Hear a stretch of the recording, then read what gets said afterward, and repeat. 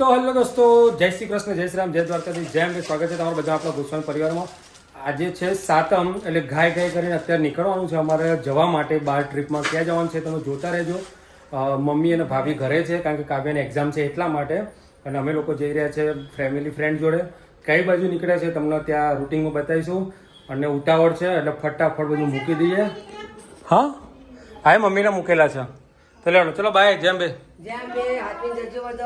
અને મારી વતીથી જે જગ્યાએ જો દર્શન કરી લેજો. મારી વતીથી દર્શન કરજો. ઓકે. મારા કાવ્યનું પરીક્ષા છે એટલે ઊંચી રીતે અમે જઈએ એટલે અમે બે ત્રણ જણા ઘેર છે, બાકીના બધા જાય છે.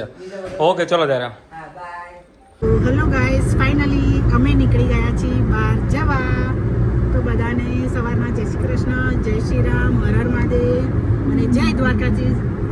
જય દ્વારકાધીશ. સ્વાગત છે તમારું બધાનું અમારા ચીડિયા ઘરમાં, ગોસ્વામી ફેમિલી બ્લોગમાં. તો ગોસ્વામી ફેમિલી બ્લોગમાંથી અડધા જઈએ છીએ ફરવા. એક બેબીની એક્ઝામ છે એટલે બા અને ભાભી અને કાવ્ય ઘેર આવશે, બાકી અમે બધા નીકળ્યા છીએ. તો ક્યાં જઈએ છીએ એ અમે તમને ત્યાં જઈને બતાવીશ. શું કહેવું? હા, બસ જોવા માટે બન્યા રહેજો. બસ જોવા માટે બન્યા રહેજો. અમારો બ્લોગ ફૂલ જોજો. તો આ છોકરાઓ બચ્ચા પાટી પાછળ બેસી ગયા અહીંયા છે ને થોડો બીજી ગાડીમાં છે. અને એક જે નાનો છે બાબો એ બીજી ગાડીમાં, ફ્રેન્ડની ગાડી. સુરેશ કાકાની જ ગાડી છે કે સુરેશ કાકા જતા રહ્યા એ પાછળ એમની ઊભી હશે ભાઈ. નંબર આવી જજો. ના એ અહીંયા ઊભા હશે તો આ મહારાજા જોડે.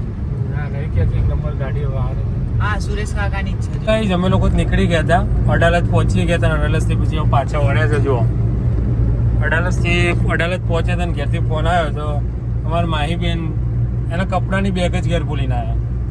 અમારા બધાની કપડાની બેગ હોય છે એના રહી ગયા.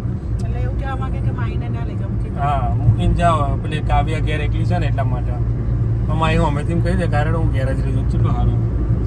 શું કેવું? બેગ ભૂલી ગયા છે ને તો લેવા જઈશ પાછા. પેલા લોકો તો આગળ નીકળી ગયા. અમારા લેટ થઈ જ જવાના છે અમે લોકો. હશે તારે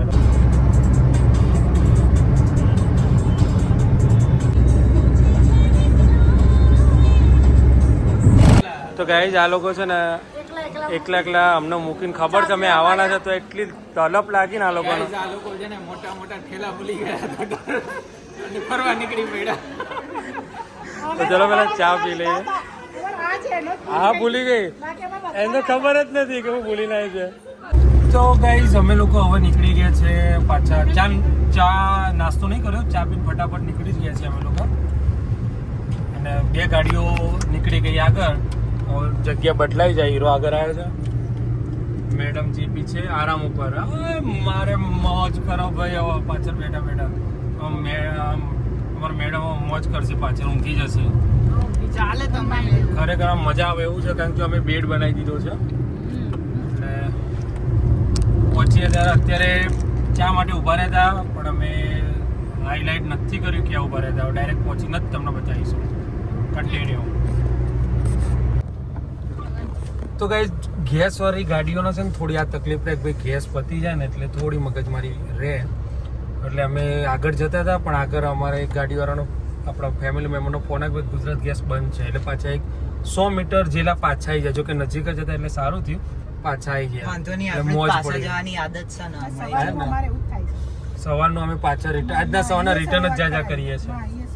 હા, જો બસ ખબર પડી કાકા કે અહીંયા સીએનજી નહીં તો સમજી જવાનું પાક્કી આદત છે આપણે. લેવડો હવે અમે રાહ જોઈએ. જો આ જાય બ્રેઝા ક્યાં કે આઈ રહી અહીંયા આ જાય. ચોટીલા જતા જે પહેલો ગેસ પંપ આવે છે ને ત્યાં આગળ બેઠક વ્યવસ્થા ગોઠવેલી છે. જે લોકોનો ગેસ પુરાવાનો હોય ને પેસેન્જરને અહીંયા બેસાડવાના હોય છે. એટલે પેસેન્જર માટે અહીંયા ગોઠવેલો હોય છે. કોણ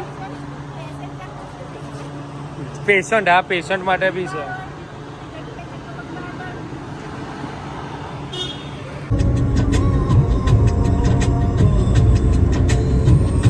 તો ગાઈઝ ફરી ઊભા રહ્યા છે અમે ચાની ચુસ્કી મારવા માટે રાજકોટની બહાર જે રિંગ રોડ 2 છે ને ત્યાં આગળ. અને પહોંચી ગયા છે હવે. અમે પહોંચ્યા છીએ રાજકોટથી આગળ. તો આગળ તો જોરદાર અંધારું છે અને વરસાદ ચાલુ થયો છે ધીમી ધારે. તો અમે લોકો જઈ રહ્યા છે જુનાગઢ. અને જુનાગઢ એટલો જોરદાર વરસાદ અંધારેલો છે ને હદ વગર ને આટલે સુધી તો લાગતું જ નતું વરસાદ. તાપ હતો, ફૂલ તાપ. અને તડકો જ છે આટલેથી જો, તો આ બાજુ આ જો. બાજુ તડકો છે, ખુલ્લું આ તડકો જ છે. અને આ બાજુ જુઓ તમે, અંધારેલું છે, જોરદાર અંધારેલું છે ને. આમ જુઓ. વાદળા નહીં તો જો થઈ ગયું બેટા, થઈ ગયું. ચાલુ જ કરી દીધું. કેટલા અંધારેલા છે વાદળા. ચાલુ કરી દીધું. એક બાજુ ઉઘાડ છે અને આ જુનાગઢ બાજુ તો અંધારેલું છે, અંધારેલું વરસાદ. બહાર વરસાદ ચાલુ થઈ ગયો છે અને ઉભા રહે છે અહીંયા ચા પીવા માટે અને બધા અહીંયા બેસી ગયા છે નાસ્તો કરવા માટે.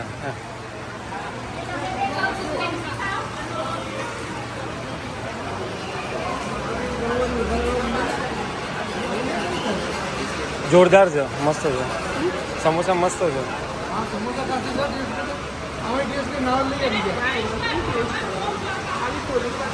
હા એ વાત હતી છે. તો ભાઈ ફૂલ વરસાદ ચાલુ થઈ ગયો છે હવે. તો ભાઈ અમે બચ્ચા પાર્ટી બધી ગરમા ગરમ સમોસા ખાઈ રહી છે. બહુ મસ્ત છે, ગરમ ગરમ, એકદમ ગરમ એમ. આ બધાને ગરમ ખાવાના નહીં, ગરમ ગરમ જોરદાર છે એમ. આવા તો આપણા અમદાવાદ ગાંધીનગરમાં નહીં એમ. ગજબ એમ. અમે આ લગભગ કેટલી ડીશ હશે? આ 7મી 8મી ડીશ આવી ગરમ છે એટલે.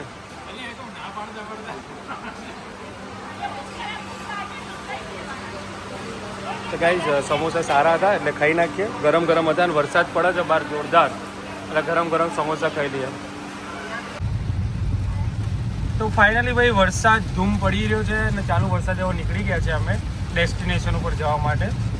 અને રોડ છે થોડોક પેલો એવો છે, ખાડા ખાઈ એમ ખબર પડે એવો નથી. જો બધા પલટી લઈને બેસી ગયા છે. જઈએ ત્યારે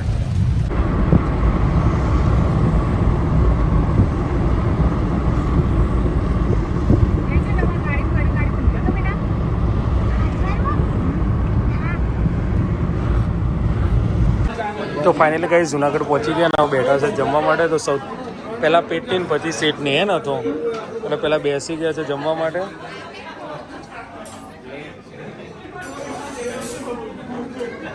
તો ફાઇનલી કઈ આવી ગયા છે અમારા રિલેટિવના ઘરે. અમારે રાત રોકાણ અમારે અહીંયા છે. આ બધા વહેલા આવી ગયા હતા ને એટલે બધા પાલી ગયા છે. અને આ લેડીઝ ડિપાર્ટમેન્ટ સવાલ જ નહીં ક્યાં બેસી ગયા છે જો. આ એક ખૂણો રોકી જ લીધો છે.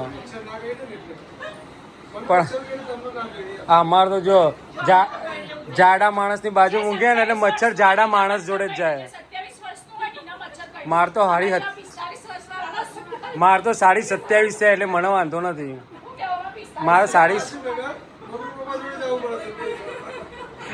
અરે પણ જય શ્રી રામ. જય શ્રી રામ, જય શ્રી કૃષ્ણ, જય દ્વારકાધીશ ને હર હર મહાદેવ. મળ્યા આવતીકાલના બ્લોગમાં. ત્યાં સુધી બાય. બાય હતું.